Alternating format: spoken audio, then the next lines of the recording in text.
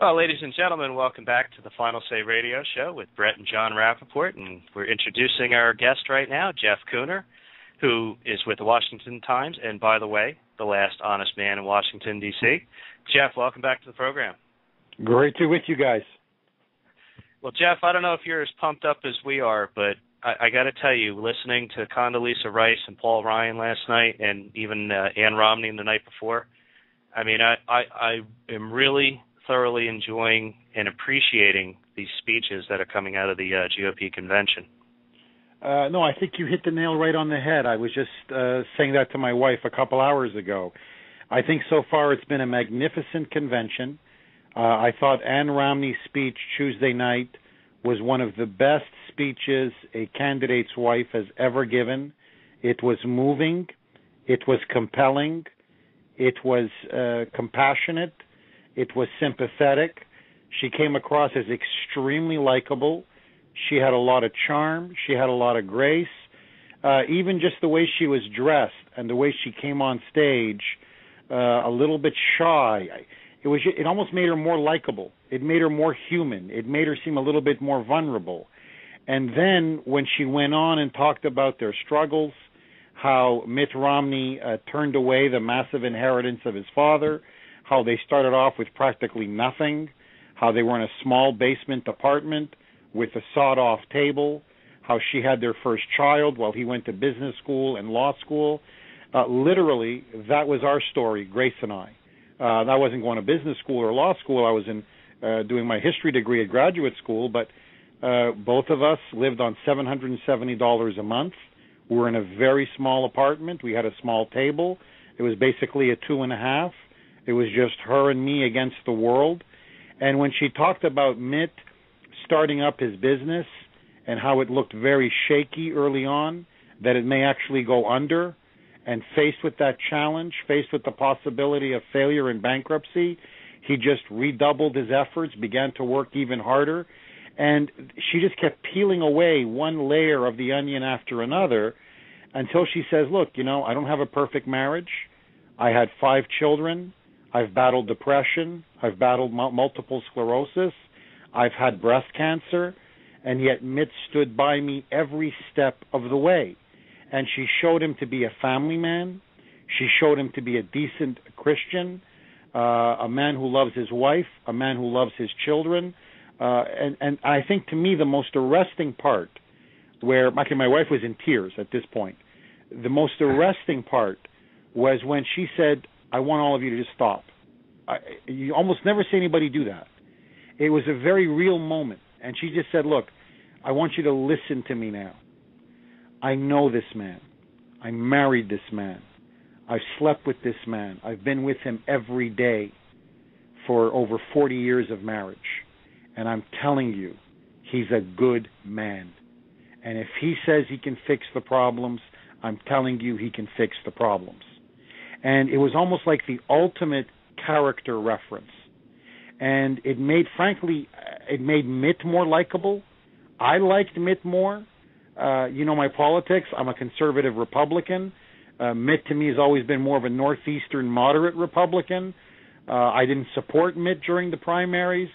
But the more Ann Romney spoke, the more I liked Mitt Romney. And I have to say this, a man's wife is the biggest decision he'll ever make. And if he married a woman like her, that shows to me that Mitt Romney knows what he's doing. And then you couple that with a presidential candidate, the biggest decision he's going to make is who's going to be his number 2. Who's going to be the man who's going to be one heartbeat away from replacing him, one heartbeat away from his finger on the nuclear button. And that brings us to Paul Ryan. And last night's speech was one of the finest political speeches I've heard in years. It was Reagan-esque. It was brilliant. It was compelling. It was surgical. It was methodical. He was almost like a surgeon slicing Obama's record. It was almost like slice and dice. He just cut him on Medicare. And then he went on about the youth vote and saying, look at that faded poster as you sit in your parents' basement with no job, with no prospects, with no future, a college degree, and nowhere to go. And then he went on about the debt, and he went on about the deficit, and he went on about the unemployment rate, and he went on about all of the failed promises. And to me, the clincher, and I think he put his finger right on Obama's weakness, it was almost like he's about to deliver the knockout blow, was when he said, look, forget the words, forget the rhetoric, forget the hype, forget the spin, forget the hope and change. Forget what he promised you in 2008, forget your aspirations in 2008, and forget what he's telling you about his phony socialist utopian vision for the next 4 years. What do we know about this man? It is the reality of the last 3.5 years. We have lived under Obama's America. We have lived under Obama's economy. We are a broken nation. We are sliding towards a Great Depression. The middle class is essentially now in free fall. This nation is on the verge of national bankruptcy. Do you want 4 more years of this? Because this is the reality that we're living in. When he phrased it in that way, in such a stark, powerful way, first of all, you could see there was just you could hear a pin drop in the room. He had the whole room eating out of the palm of his hands. He delivered it brilliantly. He prosecuted the case against Obama. And I believe now tonight, gentlemen, we're about maybe 6 hours away from the most important speech of Mitt Romney's career. It is going to be one of the most important speeches of our lifetime. Mitt Romney now has been given a gift from the political heavens. Ann Romney and Paul Ryan, along with Condi Rice and others, have really set the stage. They have built the mood. Everything now leads to this speech. And if Mitt Romney comes out and gives the speech of his lifetime, where he tells the American people, I am a fighter for you. We don't need business Mitt. We don't need straight Mitt. We don't need non-ideological Mitt. This is not a corporate boardroom where you have to build consensus to get a plan of action. What we need tonight is statesman Mitt. We need Mitt to now say, we are at a fundamental crossroads. And the choice tonight is literally this. This is the choice in November. It is either survival or disaster. It is either bankruptcy or recovery and restoration. It is either Europe and we become a second-rate country and a second-rate power, or we launch a second American revolution. It is literally that stark. It is that simple. And I have a plan, and here are my principles. Here are my ideas. You've seen Paul Ryan, and I have a way to take us out of the wilderness. Will you follow me? And if he makes that case, if he comes out swinging, if he comes out as a man of principle and a man of conviction and a man of passion and a man of vision, who essentially will say this, let America be America again. He will have the country. He will win it overnight. You will see a massive bump in the polls. He's already ahead in some of the key battleground states. Obama's people in private, I know for a fact, are in full panic. They sense they're losing this election. They can't stop the Ryan juggernaut. They can't believe how effective and slick this convention has been. If he does this kind of a speech, he will get an 8, 10, 12% bounce in the polls. He will open up a huge lead, I believe an insurmountable lead. And I don't care what Obama does or what he says at his next convention. He can dump Biden. He can bring on Hillary.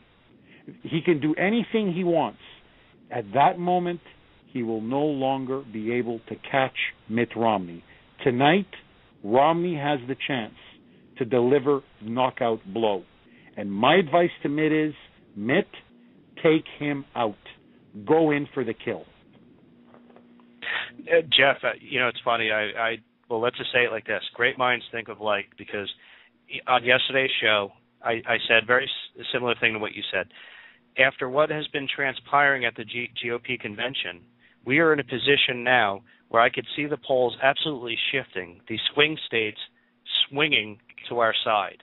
The American people in both parties and independents finally saying, I think we've got something here. I'm getting on board this train and going back to where we were supposed to be. I really do. I believe you're absolutely 100% right. If Mitt Romney can just go out there and deliver, America, I mean, it's just, America doesn't go off that cliff. America doesn't go through the changes of the failed empires of our past. America doesn't add on $1 trillion of debt for the rest of our eternity. America doesn't become a second-rate economy. We don't lose to China in 2015. We don't continue to gut and eradicate our military. I mean, think about what lays on this speech, and you have, Jeff, you really have. And I listening to what you were saying when you were watching with your wife, and I was watching with my family, my girlfriend and my parents, and we're just watching these speeches, and we felt proud. I mean, absolutely proud to be Americans and proud to know that this is our party and people that we like and appreciate and trust.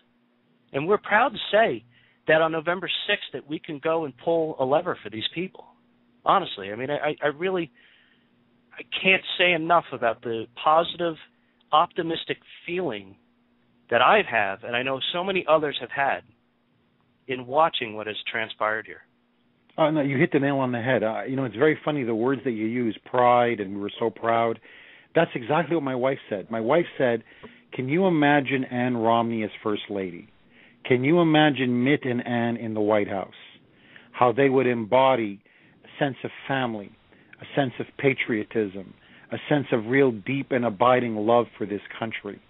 You look at his children. You look at his grandchildren. It's almost like the return of Reagan's America. And this was the thing I thought about Paul Ryan last night that it really struck me. I saw a political superstar emerge right in front of my very eyes. Yeah. It's Reagan. He's not Reagan in this sense. Look, Reagan had the soaring oratory at times, the brilliant, almost Churchillian rhetoric. I mean, Reagan was the kind of guy, I remember watching some of his speeches when I was younger. It literally would bring tears to your eyes. He could generate that kind of emotion. No, Paul Ryan doesn't do that, but he's so brilliant, and he's so principled, and he's so courageous, and he also he really reflects this, that he's from a small town in Wisconsin, that he's a guy who never left Wisconsin. He's got Midwestern values. He embodies the heartland. He loves his town. He loves his family. He loves his community. He loves his state. He loves his country. And this sense of optimism, this is very Reagan-esque and very Midwestern, where, yes, times are tough. Yes, our back's against the wall. Yes, we're running out of time. Yes, the stakes are immense. But I come from the heartland, and we can do this. We can turn this thing around. This is America. We don't lose. We don't back down. He has that Reagan quality where he can talk about something the way Reagan did, I remember in the late 70s. The Soviets have overrun Afghanistan. Our hostages are in Iran. The economy is in the dump. America's in decline. The misery index is through the roof. You got stagflation. You got interest rates. I mean, literally everything is collapsing. And yet there's Reagan telling us all of this, but you're not depressed. You're saying, okay, for some reason I'm happy because I look at you and I'm proud and I believe in you. And you know what? Better days will come. Go, Ronnie, go. And I looked at Paul Ryan and I said, you know what? If you have 8 years of Mitt Romney and Paul Ryan, and then imagine Ryan for 8 years, 16 years of conservative Republican governance, my God, what this country will look like. My God, how the world will look like. I mean, you can see it almost unfolding right in front of us. And so what Ryan did and what Ann Romney did, ironically, is they really humanized Mitt. I looked at Mitt and I said, look, I'm not his biggest fan. I wasn't before, but how much can I dislike a guy with that kind of a wife, and he picks that kind of a guy for his VP? I mean, think about it. A lot of men, and I know men in this town, would look at somebody like Paul Ryan and say, well, he's going to be the rock star. He's the one that everybody's going to be galvanizing around. He's the guy that Tea Party people really love. He's in many ways the smartest guy in the room. He is absolutely brilliant. He may outshine me. He may overshadow me. I don't want him because he makes me feel insecure. For a guy like Mitt Romney to say, bring on Paul Ryan, and I don't care if he's really the real favorite of the crowd because I know he's the best guy for the job, it's a level of wisdom. It's a level of maturity. It's a level of leadership. Guys, honestly, it's a turnaround specialist. It's a guy who's been, you know what he is? He is what he's been telling us for years. I take over bankrupt companies and I turn them around. And I bring the best people to the table. And you know what the argument is? America is a bankrupt corporation, and I'm going to turn it around. And if he sells that tonight, if he makes that deal tonight, it is good night, Irene, for Barack Hussein Obama. And the liberal media can cry racism. Mad Dog Chris Matthews can get a heart attack on the set. Andrea Mitchell's wig can burn, literally can just light on fire. You can see Rachel Madcow running around the set naked, losing her mind. They can go crazy all they want. Sharpton can threaten a race riot. It doesn't matter. Obama will not be able to recover. You guys are dead on. It's like a train, and the momentum is building and building and building. And now this is it. Really, it's like a Greek play or a Shakespeare play. It's the third act. And this is it. Let it rip, baby. It is, Jeff. Absolutely is. You know, one of the things that struck me last night, and it was one of the flippant comments that was made. Mike Huckabee actually, I thought, had a couple of good zingers. But he pointed out that, and I think this is what people, even on the left, certainly people in the center, are realizing, that a man who was given the Nobel Peace Prize for just basically saying what he might do, right? This is kind of how Obama rates himself on all that he'd like to do instead of having actually accomplished anything. So I thought he did a good job of pointing that out, because he's like the third grader who gets a trophy just for showing up on the soccer team, and we're supposed to respect him for that. Now, who I thought did a really brilliant job of pointing out why we need such change and why we need, as you said, turnaround artists, is because he made a comparison. Senator Rob Portman from Ohio did a great job, and of course he was one of the guys, and even joked about it, was one of the expected front runners for the VP role himself. But he graciously made the comparison and said, look, if you look at the Mitt Romney ticket, you have a ticket that says and realizes success comes from working hard, competing, and taking risks. If you look at the Obama people and the Obama agenda, they think success comes from government, and that's not the case. And the fact that he said, look, America, ask yourself, if you were investing your life savings, would you put it in Obama company or would you put it in Mitt company, and what do you think your return is? And since this country is a failed financial experiment, as it's been left by this Obama administration, with help from others, no doubt. But here we are on the brink of absolute financial calamity, chaos that could be potentially something we would never recover from, certainly not to the world stage that we've lived on in the last 100 years, and we need a turnaround specialist now more than ever. No, you make an excellent point. I thought Portman delivered a very strong speech. In fact, it's funny. It's an argument I made when I filled in for Savage about 2 months ago, and it really got a very strong response. I essentially said this. I said, look, I know a lot of you are not happy with Mitt. You don't like some of the positions he's taken in the past, and I can understand that. I even really agree and sympathize with a lot of what you're saying. However, politics is the art of the possible, and don't let the perfect be the enemy of the good. And you have to ask yourself this one question, and it's a very important question.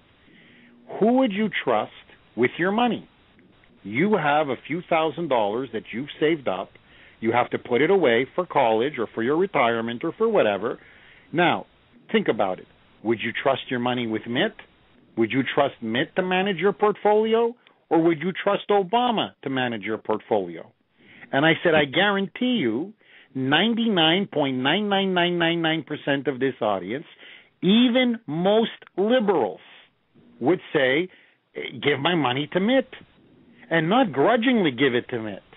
say, yeah, Mitt'll make me money. Mitt'll take really good care of my savings, and he'll grow it, and he'll put a lot of money in my pocket, and before you know it, we'll be set up for retirement. We can go to Florida. The kids can go to college. Everything will be fine. Thank you, Mitt Romney. I said, well, don't you want that from your president? Especially now in a time of economic crisis where we're literally facing a debt bomb, a ticking debt bomb? Don't you? Isn't this guy exactly what we need at this moment? No, look, let's be candid. We're among friends. If it was war, if you're in the middle of World War III, no, Mitt Romney is not the guy for the moment. There are certain moments where you say, no, Mitt wouldn't fit. But right now, what does America really need? It needs an accountant. It needs somebody who can come in. It needs a turnaround specialist. It needs somebody who can come in and say, okay, look, you got to slash spending. You got to balance the books. You got to unleash economic growth. You got to unleash the private sector. We have to get this company and corporation rolling again. Get rid of the deadwood. Shed everything that we don't need, and start making the products that make us money. And in a couple of years, we're going to go from the red into the black.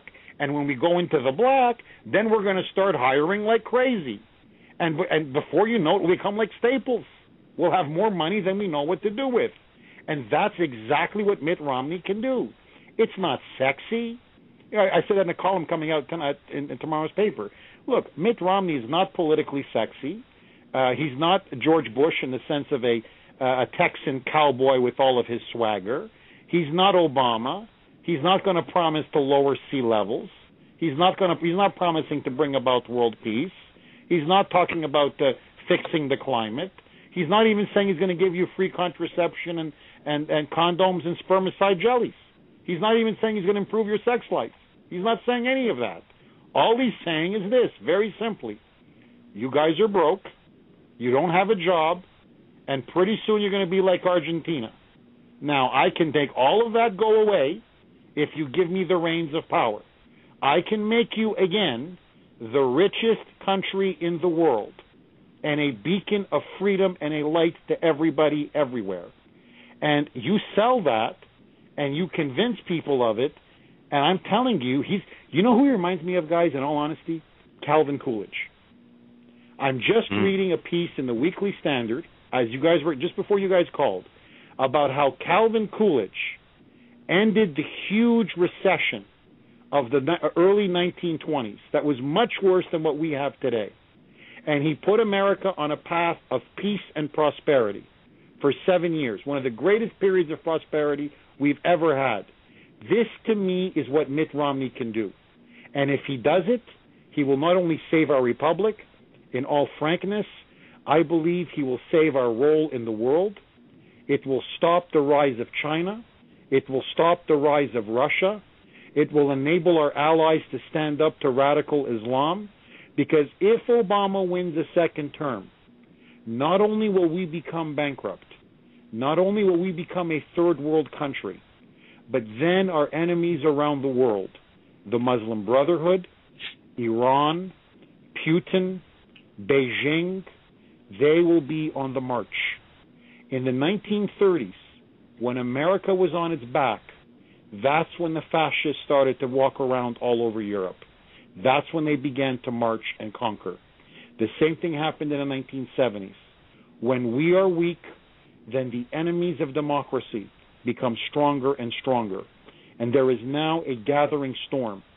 And if Obama wins a second term, doesn't have to face re-election, this man who hung out with Rashid Khalidi, this man who is a disciple of Reverend Jeremiah Wright, this man who is a disciple of Edward Said, the radical pro-Palestinian theorist who called for Israel to be destroyed, you're going to see his anti-Semitism come out.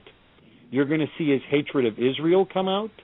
You're going to see his hatred of our allies around the world come out. You will see him hollow and destroy our military, and he will use the economic crisis as the excuse to savage our defense, unilaterally disarm us. And I believe you will see World War III. Mark my words. You will see an emboldened Iran say, with this guy in the White House, let's now unleash our nuclear arsenal, and let's now bring in what we call the 12th Imam and launch the end of days. And this, I believe, will lead to World War III, just like the weakness of Western democracies in the 1930s led to World War II. This is why when I say everything is at stake, I truly believe everything is at stake. This guy is not even Jimmy Carter. And I don't know if you guys saw the movie, but to all the listeners, go see Obama 2016. Because what that movie shows, and what Dinesh D'Souza, the producer and director of the movie, shows convincingly, is that Barack Obama doesn't come from the American political tradition. He's not FDR. He's not Truman. He's not Kennedy. He's not Carter. He's not even John Kerry or Bill Clinton. He's not. He truly is the son of his father. He really comes ideologically from the third world. He is a rabid, anti-American, anti-colonial, anti-Western leftist. And he is fulfilling the dreams of his father.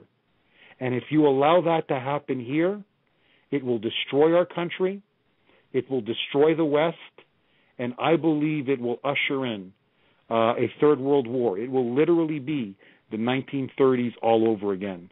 And this time, I don't know if we can win. So this, to me, is what's at stake right now. And that's why I'm praying that Mitt Romney delivers the speech of his life. I can tell you guys this with absolute certainty.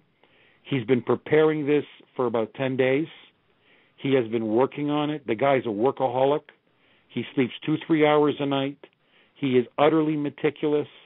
Every comma, every period, every I, every T, every letter, every word has been checked and rechecked and rechecked. And he's always been underestimated. And whenever the moment is called for it, he's risen to the occasion. Tonight we're going to find out if Mitt Romney is the statesman and the leader that we need. Because if he's not, guys, we're in trouble. Yeah, I agree wholeheartedly. In fact, one of the things that I wanted to get your opinion on is, and a great frustration, you know, I tend to try to always look at things from a global perspective, and I agree with your position that we could be heading for World War III. I think I think even with Mitt in the office, it's going to be hard to not have some calamity, but I think at least we will not have neutered our military, and we will not have sent a message to the world that the late, great nation America is no longer to be feared. And I was just looking at a couple of things going on just even recently. First off, I try every day to read the Russian mouthpiece, right? And one of the things I note in there is a lot of commentary recently from the Russians about bolstering their relationship with Pakistan, and America's weak, and how they're bringing up the even the Pew poll recently had showed that 74% of the Pakistanis view U.S. not unfriendly, they view us as the quote unquote enemy. And so we have all these major forces working against us with countries that have nuclear weapons, right? And here we are with a president who, at best, puts his hand out with a flower in it in some pathetic, meaningless gesture that will get us nothing but a lack of respect, and at worst, is actually working to undermine the sovereignty of this great nation. And I agree, and I worry, and I think that people look at foreign policy often as something, well, we can't worry about that because we have to worry about our finances at home. If the proverbial fan gets hit with brown goo on the international stage, that's yet one more reason why we will have even greater financial calamity. You cannot separate fiscal stability in this country and financial stability from financial stability or from geopolitical stability. And America is the bulwark that maintains that stability. If we're weak, there will be nothing but chaos. And Rice did a good job of pointing that out. She did. If I was to have one criticism of the convention, is that I've been looking for somebody, and I thought Chris Christie was going to do that, and he didn't. Now, he may have been had his hands tied by the Romney people, so I don't want to seem like I'm blaming Christie, because actually I like Christie a lot. But nobody has come in there and really taken Obama's hide off. Nobody has really come in there and just laid into him and really just prosecuted him piece by piece by piece by piece. And what the American people don't understand, and what I think the Republicans are doing a poor job of getting this message out, it is this. You read Izvestia, you read Pravda, as you point out, you read the Russian media. They can't stand Mitt Romney. They are openly rooting for Obama. They don't have respect for Obama, but they are openly rooting for Obama to win. The state-controlled media in China, they despise Mitt Romney. They are praying that, as far as communists can pray, that Mitt Romney loses to Barack Obama. The Iranian media, the media in Egypt, the media across the radical Islamic world, they don't want to see Mitt Romney in power. They want to see Obama stay in office.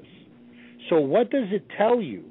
That our most mortal enemies want the guy that we have currently in the White House to stay there, and that they fear and despise Mitt Romney because they know, number one, America's economic power will come back.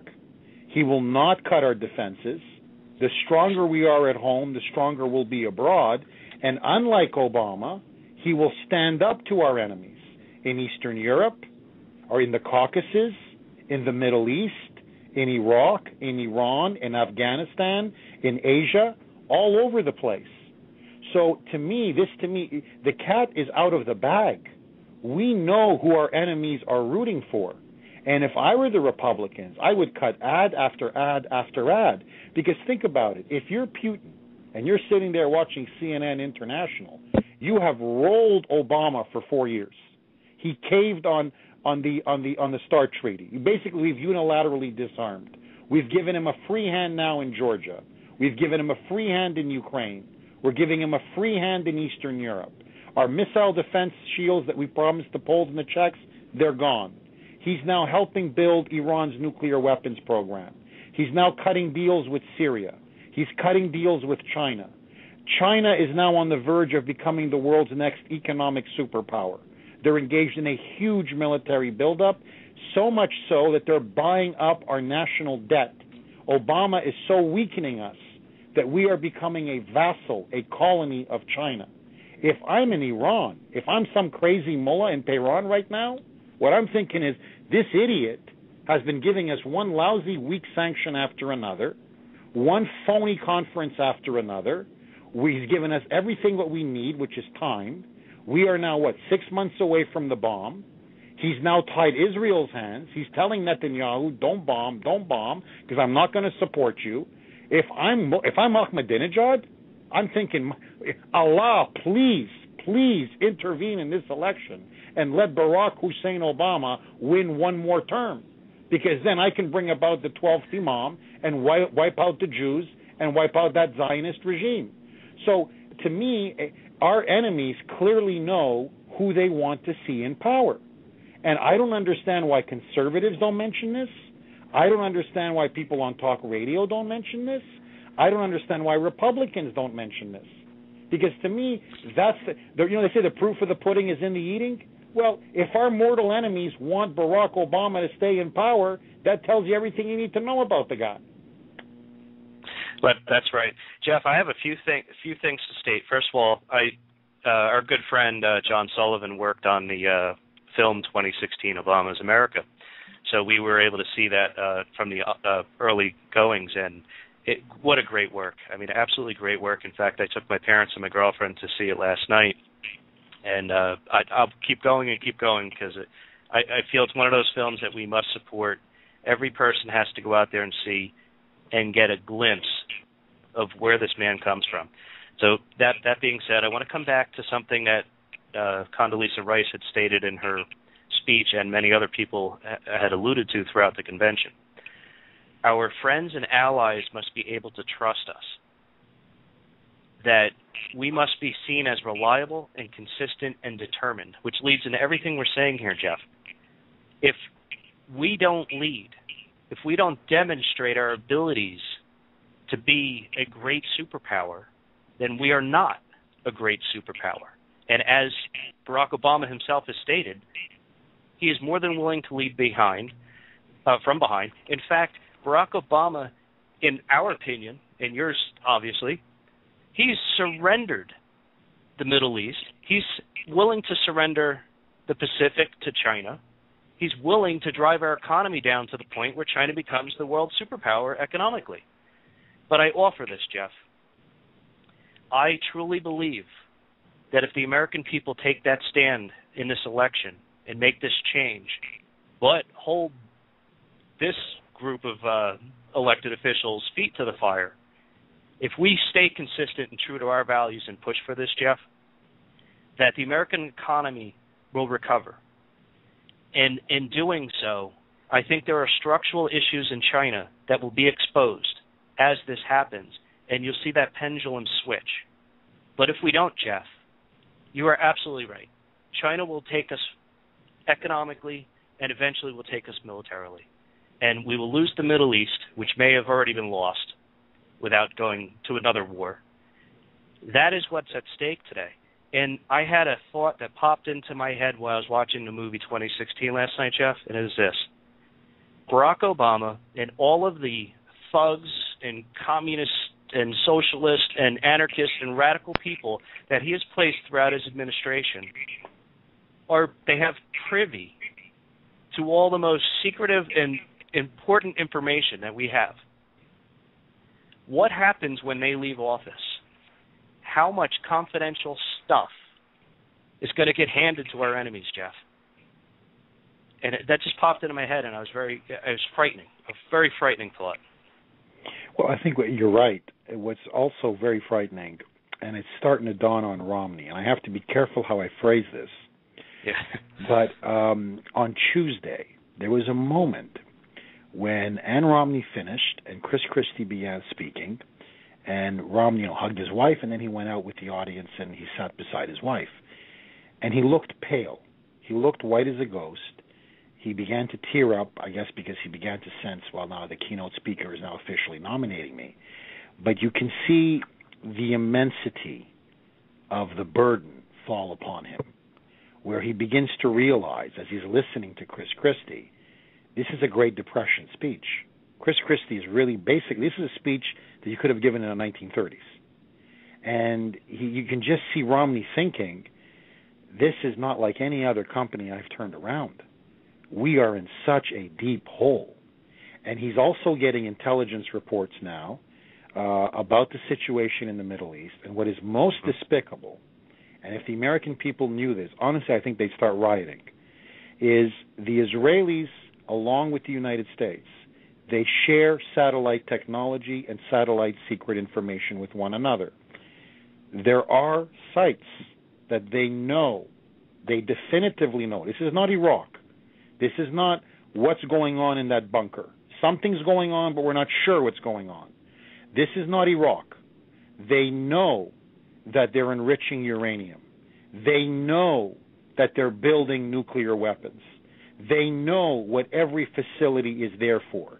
It's not Iraq. It's literally like the Cuban Missile Crisis, where Kennedy had the satellite photos and said, look, here are the missiles. They're being delivered. That's a nuclear warhead.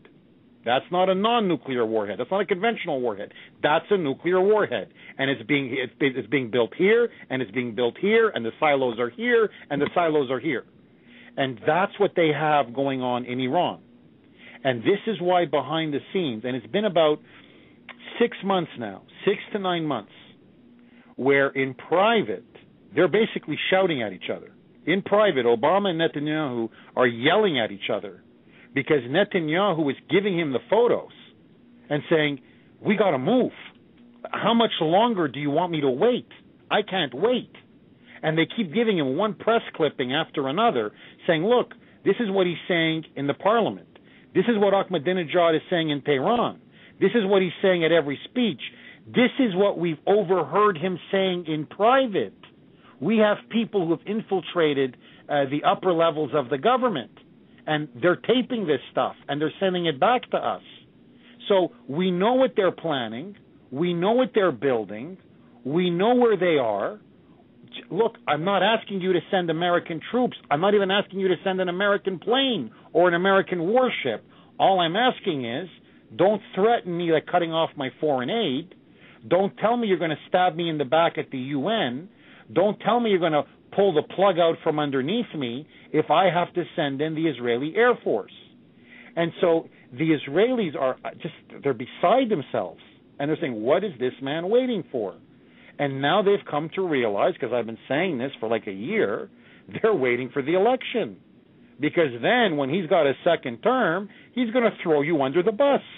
That's what he's going to do to you. That's what he did to... Look, I explain this. I have to be very careful how I say this. How do I say this? I spoke to a senior official, a senior Israeli official. Okay, I'm not going to characterize what kind of an official. And I said this. I said, think about it for a second. Just think about it. Reverend Wright came out and did an on-the-record interview where he admitted, I was his close advisor, spiritual and political, for 20 years. We broke bread together. We had lunch together. We had dinner together. I baptized his children. I married him and his wife. I introduced him to all the important people in the south side of Chicago. He didn't just come to my church 2 or 3 times a year. We were together 2 or 3 times a week. What he said was, I helped convert him from his Muslim background, quote unquote, to liberation theology. And after all of these years together, when it was politically convenient for him, when Fox News had the tape of him damning America and all the crazy stuff he says, he goes, he throws me under the bus. But before he throws me under the bus, he sends one of his top guys to buy me off. And he says, will $150,000 do it? You can retire and live in a beautiful home outside of Chicago. And Wright says, get out of here. Because they're saying, just, downplay your relationship with Obama. Yeah, it was very distant. You guys hardly saw each other. You guys hardly knew each other. He goes, why? We were close. We were practically best friends. And then Obama flies down to meet him. And Wright and him have a confrontation. And he's saying, look, I need you to step away from me. I need you to say we weren't that close. Basically, I need you to lie. And Reverend Wright says, how can you do this? And this is what Obama said to Wright. And it's the most important thing you can ever hear. He says to Wright, the problem with you, Jeremiah, is that you always speak the truth. In other words, you got to lie to get ahead. But if he's willing to throw his own pastor, the man who baptized his own children, the man who married him with his wife, you don't think he's going to throw Israel under the bus? I said, guys, you're nothing to him. You know what you are to him? A campaign contribution. That's all you are. He just wants you to tell your supporters in America, yes, support the Democrats. They've always been solid behind Israel. They've always defended American Jews. They've always been open to Jewish Americans in the party. Yes, please give him money. And just like Reverend Jeremiah Wright, he will sell you right down the river. And so I've been telling these guys for months, if you're going to do it now. Because if this guy wins, it's over. You are going to be completely alone. And then you're up a creek without a paddle. Yeah, Jeff, you were so right. And we've played that clip over the last few weeks, and we've read parts from it, because that very incident is something that will never leave my mind. And you were absolutely 100% correct. Israel must do what they have to do, and we, the conservatives, have to ensure that America stands behind her, our friend and ally.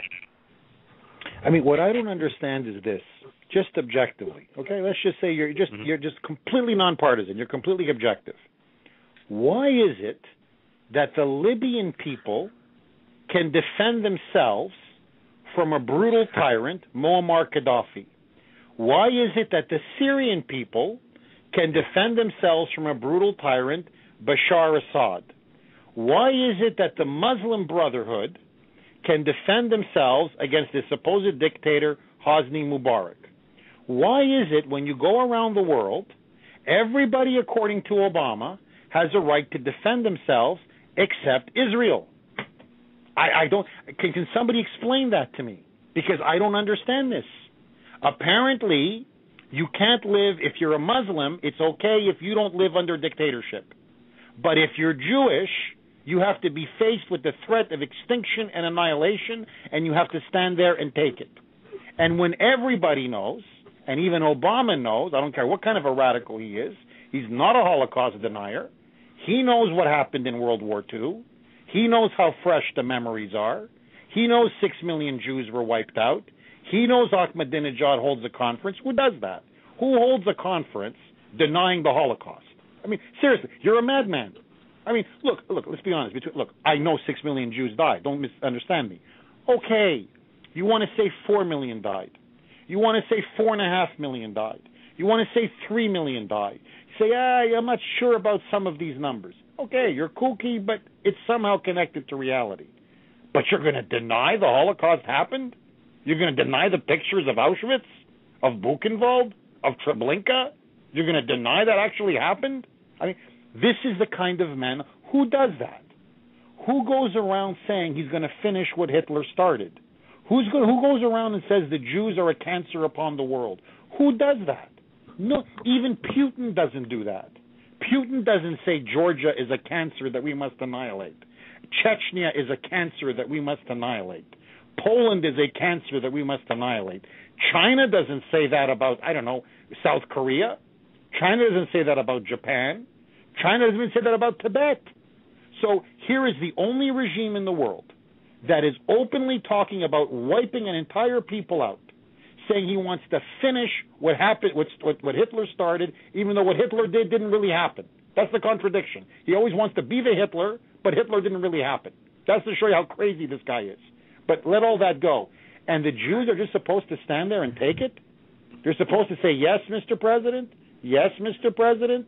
Okay, so we have to live with the bomb because you can live with the bomb? Okay, Mr. President? It's, to me, disgraceful. Yeah. And guys, that's why my position has always been for years. And people have mistaken this because I'm the biggest supporter of Israel in Washington, D.C.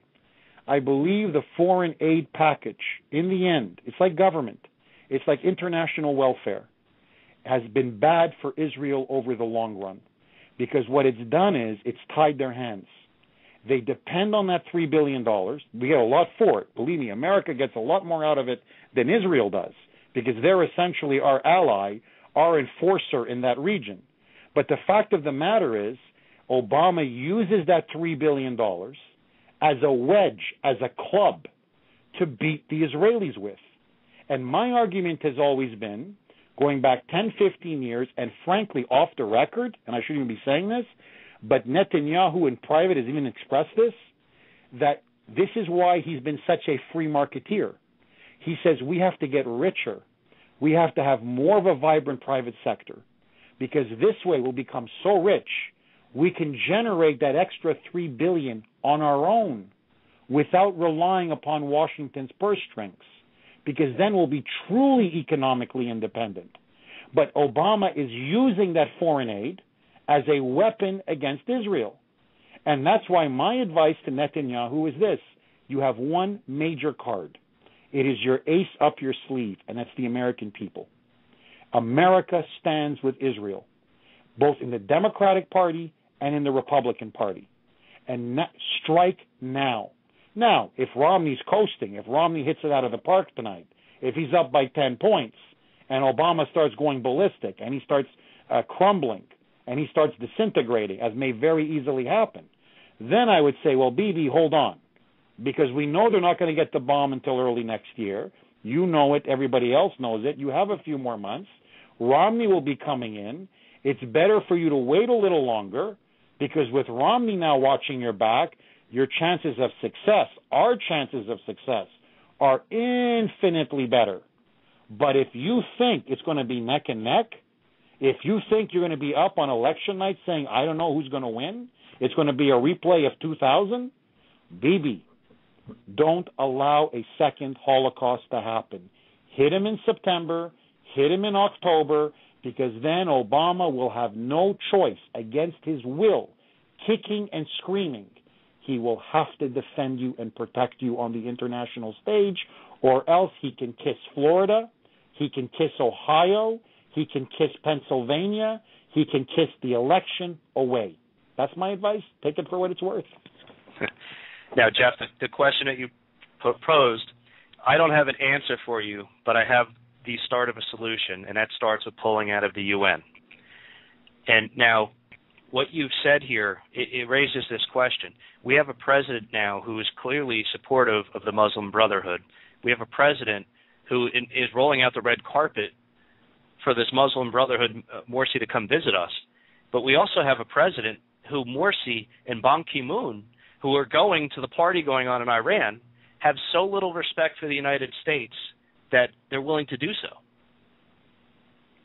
On my radio show, startling. On WRKO, what I'm going to do is this, because the Boston boys, Romney's basically, his campaign headquarters is in Boston.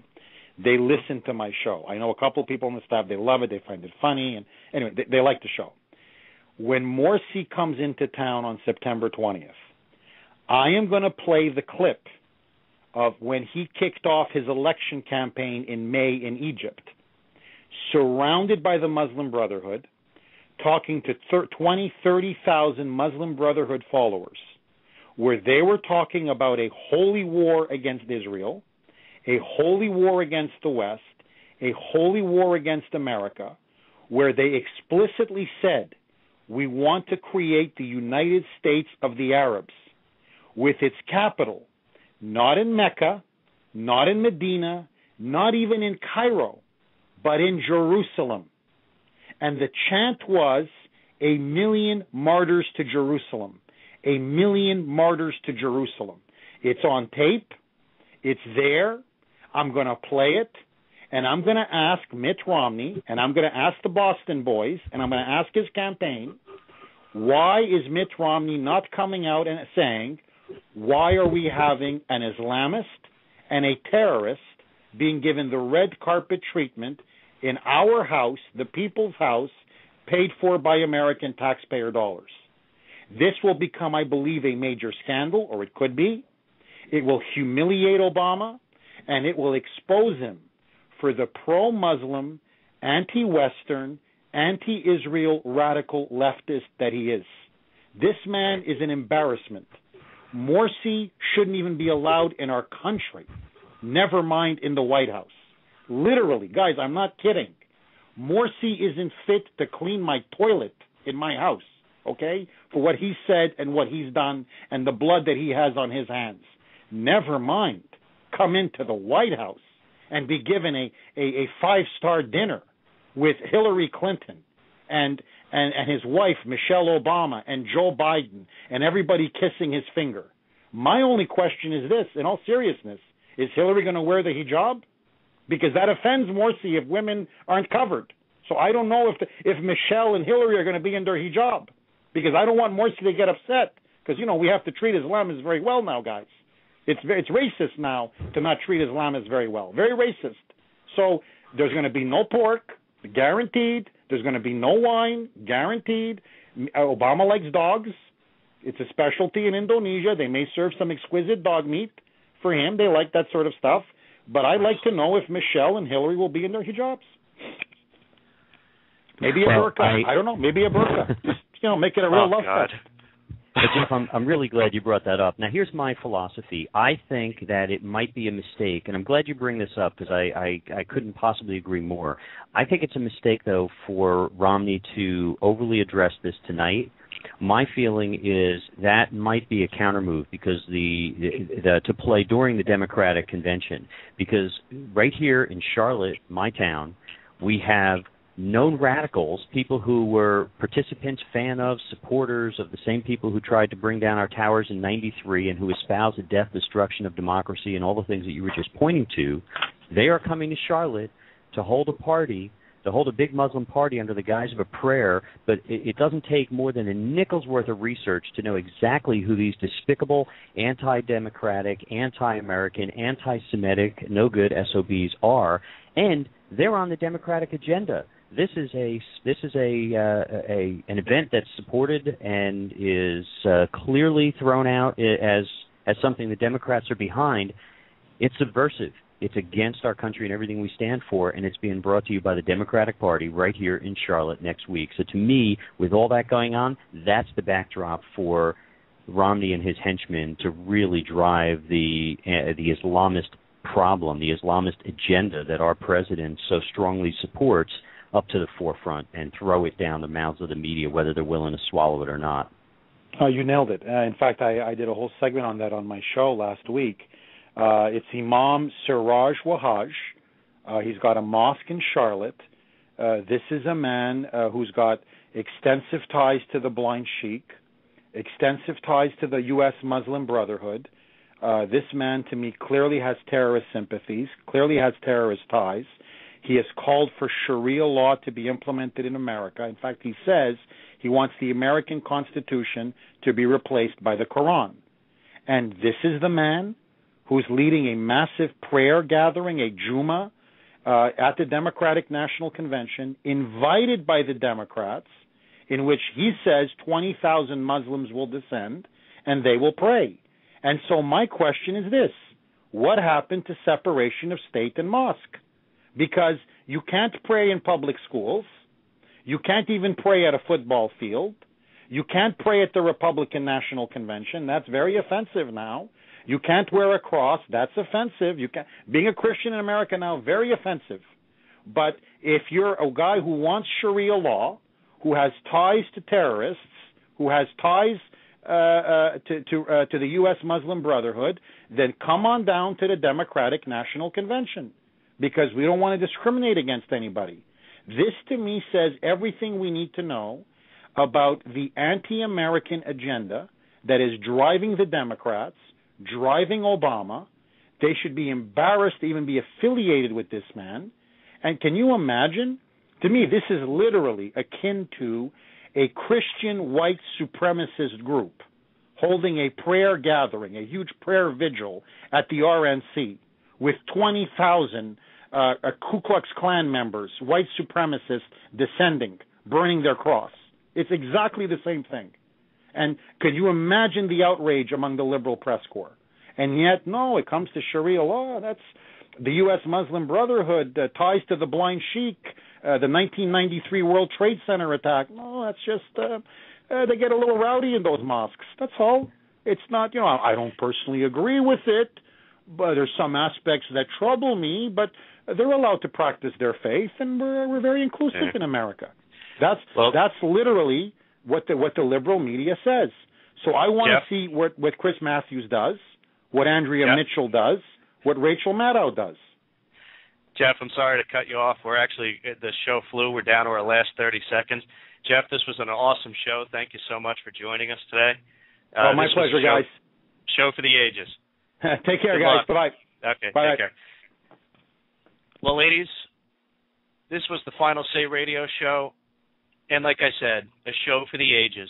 That was Jeff Kuhner joining us for one of the most powerful and amazing hours of radio that you will find anywhere. You'll have to listen to again. That is a wrap.